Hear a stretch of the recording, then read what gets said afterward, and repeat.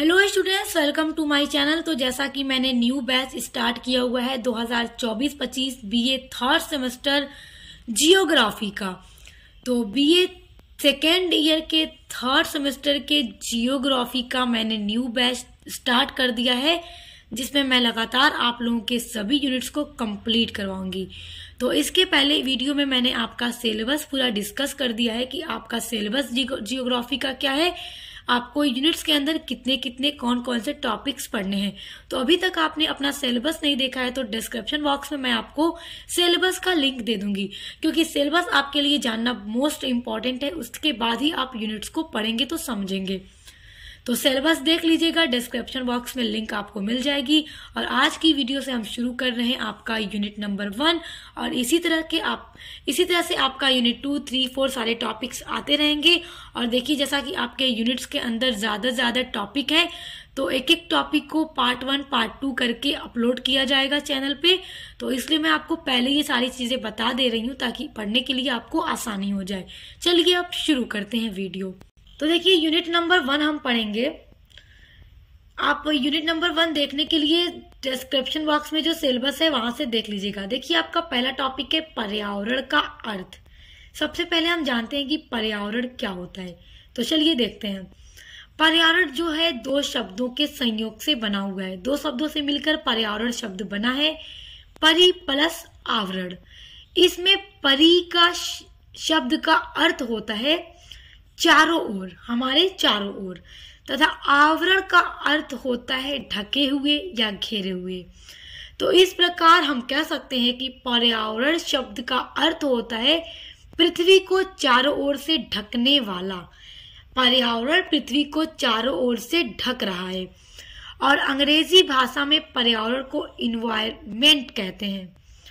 अब देखिए, पर्यावरण से आशय यह है कि पृथ्वी पर पाए जाने वाले जो पेड़ पौधे, जल है, वायु यानी हवा, भूमि और जीव जंतु मानव का सभी समूह जो है हमारे चारों ओर है। और ये क्या है, सामूहिक रूप ही क्या है, पर्यावरण है। तो इन सभी से मिलकर क्या बनता है, पर्यावरण बनता है। तो हम कह सकते हैं ये क्या है, पर्यावरण है। तो आई होप आप पर्यावरण समझ गए होंगे। आइए अब कुछ विद्वानों के द्वारा दी गई परिभाषाओं को देखते हैं जो उन्होंने पर्यावरण पर दी है। देखिए, एजी टॉर्सले के अनुसार एक परिभाषा है।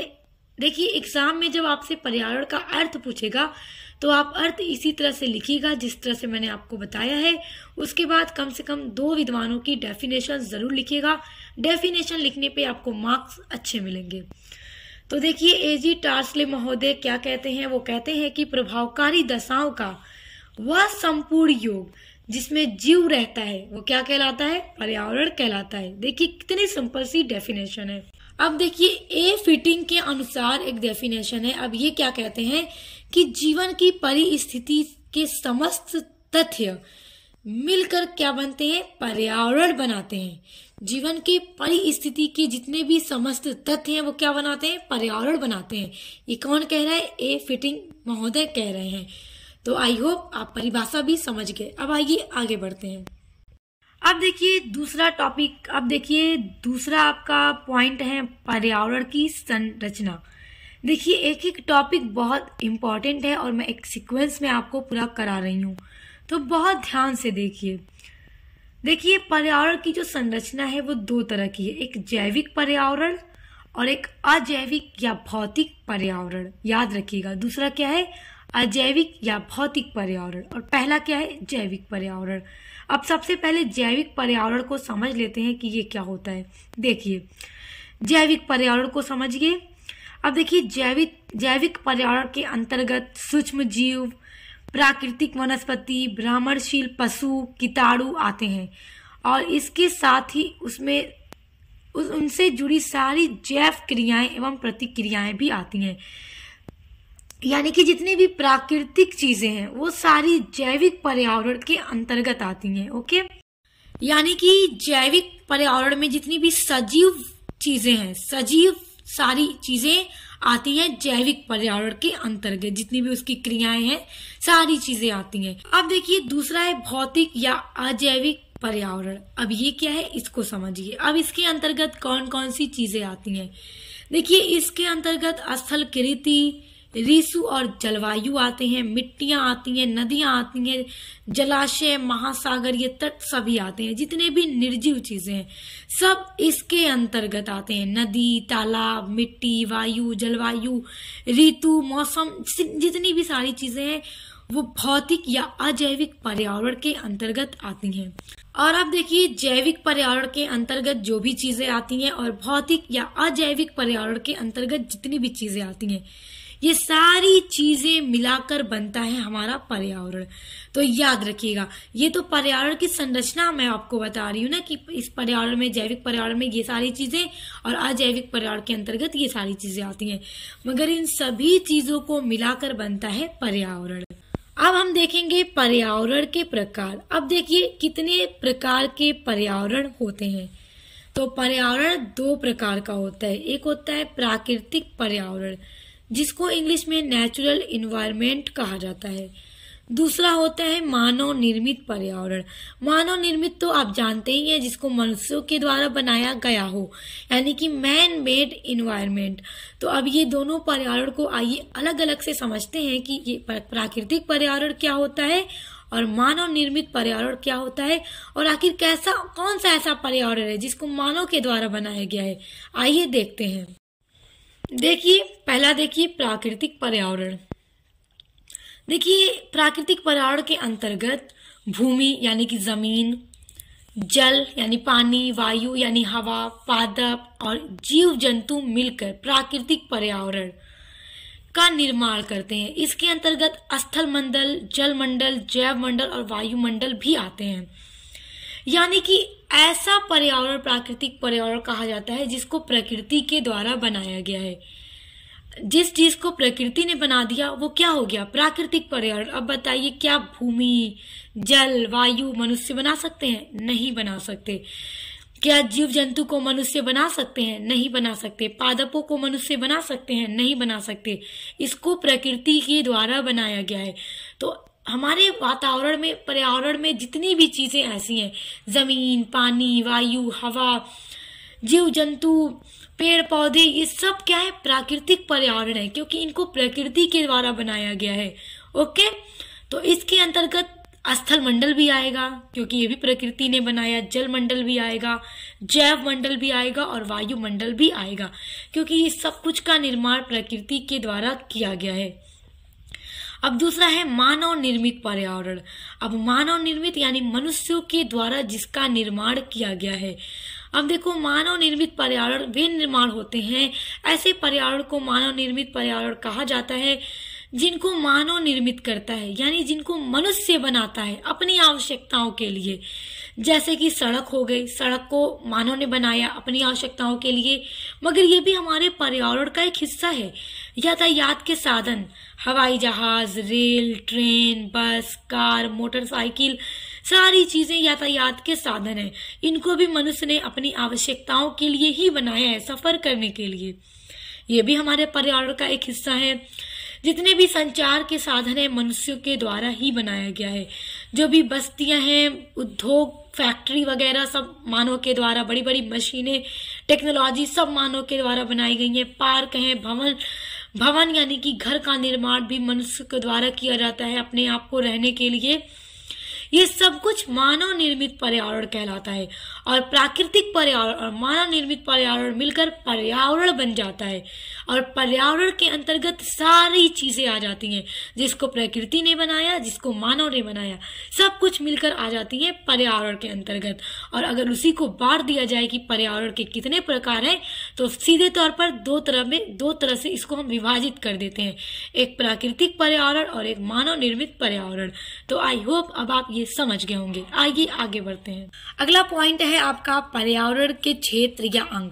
अब देखिए, बड़ा महत्वपूर्ण ये टॉपिक है आपका, बड़ा महत्वपूर्ण परीक्षा के दृष्टि से। सभी पॉइंट अभी तक जितने हमने पढ़े सब आपकी परीक्षा की दृष्टि से अत्यंत महत्वपूर्ण है। देखिए, पर्यावरण के क्षेत्र अक्सर पूछता है परीक्षा में, या फिर इसका अंग पूछता है। तो कंफ्यूज नहीं होना है आपको, क्योंकि क्षेत्र पूछे या अंग पूछे आपका उत्तर वही होगा। तो देखिए, ये 4 होते हैं पर्यावरण के अंग या जो क्षेत्र होते हैं, वो 4 होते हैं। पहला होता है स्थल मंडल, दूसरा होता है वायुमंडल, तीसरा होता है जैव मंडल, तीसरा होता है जल मंडल, चौथा होता है जैव मंडल। अब ये सब हो गए मिलाकर पूरे पर्यावरण के क्षेत्र। अब आइए अलग अलग से इन सभी को समझने का प्रयास करते हैं। पहला है हमारा पर्यावरण का क्षेत्र स्थल मंडल। अब देखिए इसको समझिए।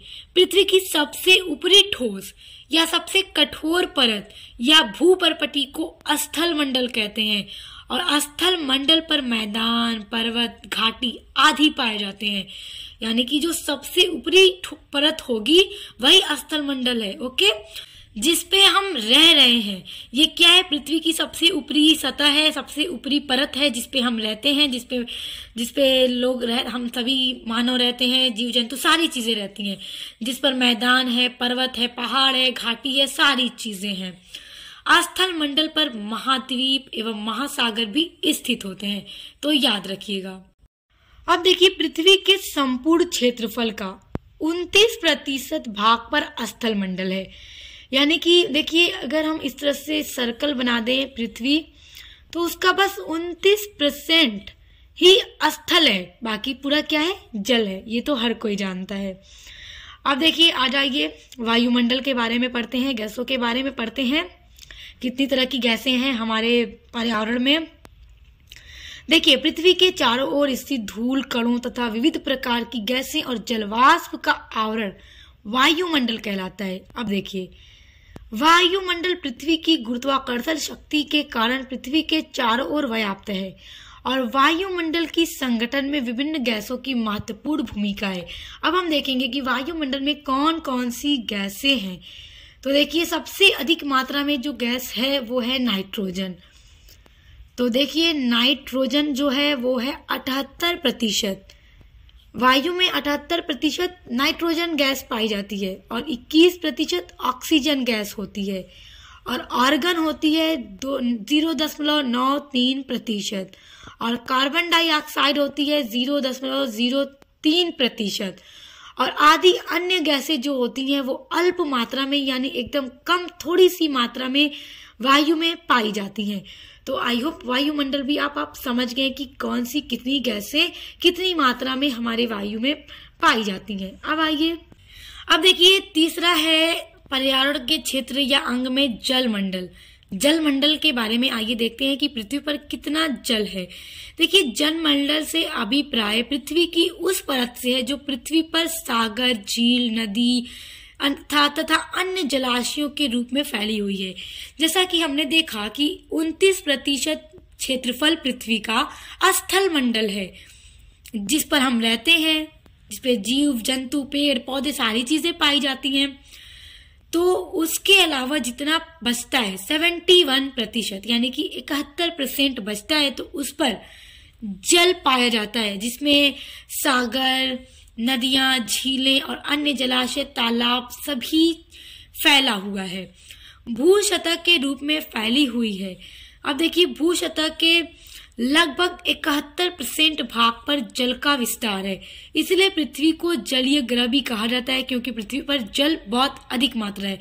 3 हिस्सा यानी कि 71% जल है पृथ्वी पर और 29% स्थल मंडल, इसीलिए पृथ्वी को जलीय ग्रह भी कहा जाता है। अब एक प्रश्न यहाँ पे आपका बन जाता है, बहुत महत्वपूर्ण प्रश्न, कि पृथ्वी को जलीय ग्रह क्यों कहा जाता है या पृथ्वी को जलीय ग्रह कहने के क्या कारण है। तो अब आप फंसिएगा मत एग्जाम में ये प्रश्न आ जाए तो, क्योंकि मैं देखिए अभी आपको समझा रही हूँ कि क्यों कहा जाता है जलीय ग्रह, क्योंकि इस पे जल 71% है और स्थल सिर्फ 29% है।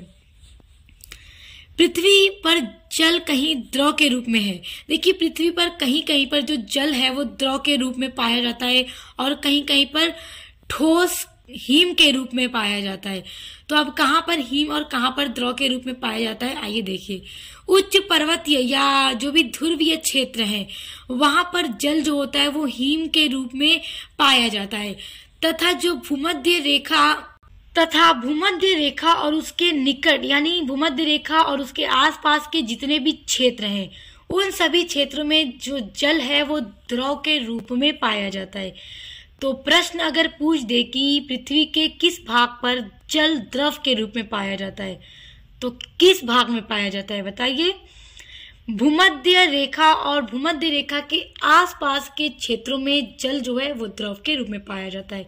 और हिम के रूप में कहाँ पर पाया जाता है, तो पर्वतीय या फिर जो ध्रुवीय क्षेत्र होते हैं वहां पर पाया जाता है।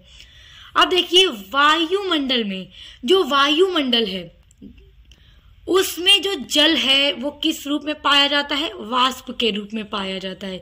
तो एक प्रश्न पूछ देता है कि वायुमंडल में जल किस रूप में पाया जाता है, तो वाष्प के रूप में पाया जाता है। और यही जल संघनन के फलस्वरूप वर्षा के रूप में पृथ्वी को प्राप्त होता है। यानी कि वायुमंडल में जल जो है, जो पानी है, वो वाष्प के रूप में विद्यमान रहता है और संघनन के फलस्वरूप जो बारिश होती है पृथ्वी पर, तो वही जो जल वायुमंडल में वाष्प के रूप में रहता है, संघनन के फलस्वरूप पृथ्वी पर बारिश की बूंदों के रूप में बरस जाता है। वास्तव में भूतल पर जल का जो विवरण है उसमें 97% जल महासागरों में, 2% ठोस रूप में तथा 1% जल ताजे जल के रूप में उपलब्ध है। अब देखिए, समझिए, वास्तव में भूतल पर यानी कि पृथ्वी पर जल का जितना विवरण है, तो जल का कितना विवरण है, 71। अब यहाँ पे कहा जा रहा है कि टोटल पूरा जितना जल है पृथ्वी पर, उसका 97% जल महासागर के रूप में है पृथ्वी पर, और 2% जल जो है, पानी जो है, वो ठोस रूप में है, और सिर्फ 1% जल जो है ताजे जल के रूप में यहाँ पर उपलब्ध है। तो आई होप आप समझ गए होंगे। आइए अब पढ़ते हैं जैव मंडल के बारे में। अब देखिए, जैव मंडल बहुत महत्वपूर्ण है और जैव मंडल जरूर पूछता है परीक्षा में। देखिए, जैव मंडल वह संकीर्ण पेटी होती है जहाँ जीवों का आवरण पाया जाता है। जीव जंतु, पेड़ पौधे और वनस्पति अपना आवास यहीं बनाते हैं। कहाँ, जैव मंडल में, जहाँ जल, स्थल और वायु की उपलब्धता है। अब जैव मंडल उसको कहा जाता है जहाँ पर जल भी है, पानी भी है, स्थल भी है यानी रहने के लिए जमीन है, और सांस लेने के लिए वायु भी है। तो इन तीनों से चीजों से मिलकर बन जाता है जैव मंडल, और जैव मंडल में ही तो हम रहते हैं। जीव जंतु, पेड़ पौधे, वनस्पति, सारी चीजें रहती हैं। तो अगर जैव मंडल, अब क्या होगा, अभी हमने स्थल मंडल, जल मंडल, वायुमंडल, तीनों चीजों के बारे में पढ़ा। उन्हीं तीनों चीजों से मिलकर जैव मंडल बनता है जहाँ पे हम रहते हैं, क्योंकि हमें रहने के लिए जमीन, पीने के लिए पानी और सांस लेने के लिए वायु की आवश्यकता है। तो इसीलिए ना कहा जा रहा है कि यहाँ पे जीव जंतु, पेड़ पौधे और वनस्पति क्या है, अपना आवास बनाते हैं। किस लिए, रहने के लिए। अतः जैव पदार्थों का यह आवासीय क्षेत्र ही जिसमें स्थल, जल और वायु की उपस्थिति है, जैव मंडल कहलाता है। तो जैव मंडल क्या है, जहाँ पे स्थल, जल और वायु की उपस्थिति है, जहाँ पे ये तीनों चीजें पाई जाती हैं, वही बन जाता है हमारा जैव मंडल।